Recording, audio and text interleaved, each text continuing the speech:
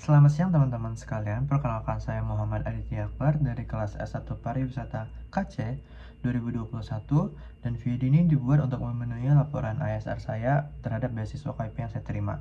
Dan saya akan lanjut ke part 2 di mana kita membahas mengenai cross-cultural communication terhadap perdagangan internasional.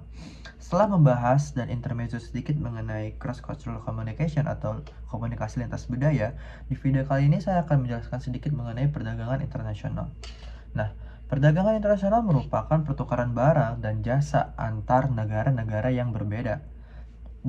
Ini memungkinkan negara-negara untuk memperoleh barang dan jasa yang tidak dapat diproduksi secara efisien di dalam negara, serta memperluas pasar bagi produk-produk domestik. Atau kata lain, kita sering dengar impor ya teman-teman. Impor ekspor itu merupakan perdagangan internasional. Nah, pertanyaannya, kenapa saya membahas mengenai cross-cultural communication dengan perdagangan internasional dan saya link kedua materi ini terhadap video-video yang sedang saya jelaskan kali ini.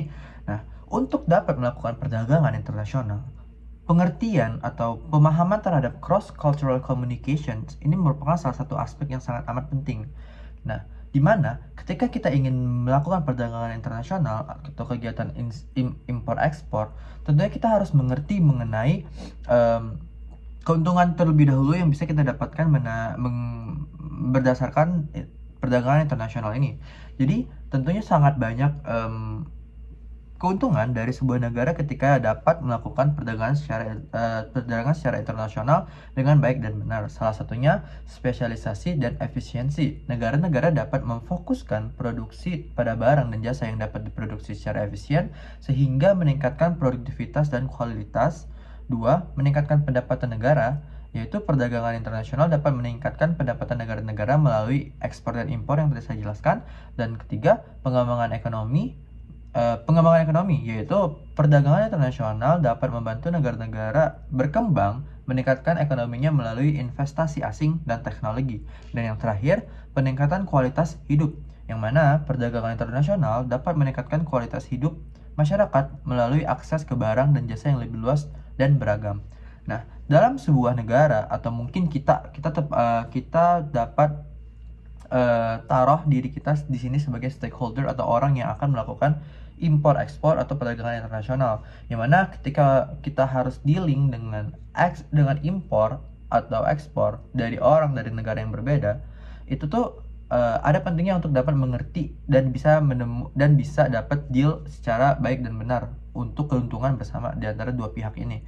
Dan bagaimana cara berkomunikasi yang baik, tentunya melalui pemahaman terhadap cross cultural communication. Dan sebagai contoh untuk pengertian atau analogi yang lebih bisa dimengerti, saya sebagai orang Indonesia ketika saya ingin melakukan transaksi dengan teman saya yang berada di Jepang atau warga negara Jepang dan lahir di Jepang dan berkebudayaan Jepang, sangat amat berbeda ketika saya ingin melakukan transaksi atau jual beli atau negosiasi dengan teman saya yang ada di Indonesia.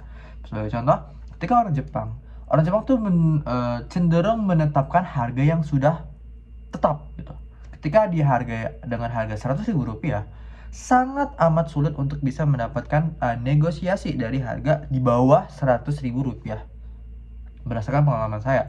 Namun, ketika saya bisa berinteraksi dan bernegosiasi dengan teman saya yang ada di Indonesia, lahir dan berbackground sebagai warga negara Indonesia, ada beberapa celah yang bisa saya lakukan negosiasi dalam melakukan transaksi seperti itu. Jadi ketika teman saya menaruh harga 100.000, masih ada kemungkinan saya bisa mendapat harga lebih rendah atau lebih murah daripada 100.000 ketika bertransaksi dengan teman saya sendiri atau mungkin dengan beberapa warga Indonesia yang berlatar belakang Indonesia.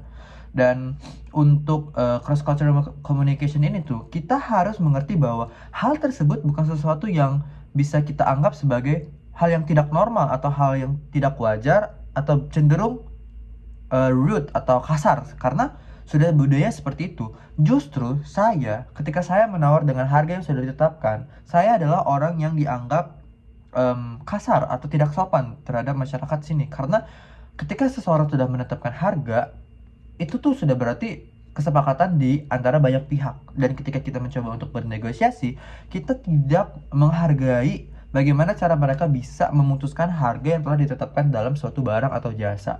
Jadi teman-teman, sangat amat penting untuk mengerti bagaimana cara berkomunikasi selain bahasa ya. Selain bahasa, bagaimana cara berkomunikasi, dan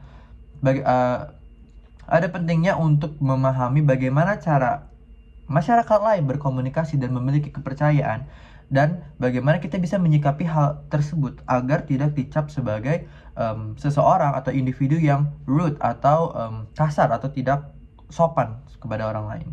Jadi seperti itu. Terima kasih, semoga video saya bermanfaat. Wassalamualaikum warahmatullahi wabarakatuh. Selamat siang.